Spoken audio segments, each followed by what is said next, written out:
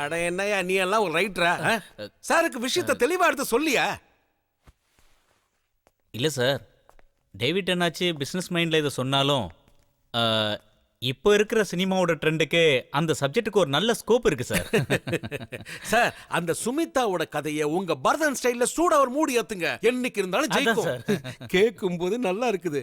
அந்த பொண்ணோட வரலாறு பூகோளம் எல்லாம் உங்களுக்கு தான் தெரியும். அதை வச்சு நம்ம கலக்கலாம் சார். தேவையில்லாம என்ன கன்ஃபியூஸ் செய்யல. அட என்ன சார், நான் எது சொன்னாலும் வீணா போகாது.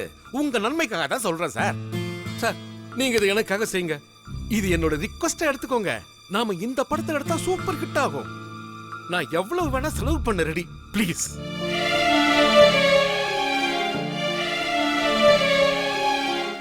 நான் ஒரு விஷயம் ஓப்பனா கேக்குறேன்.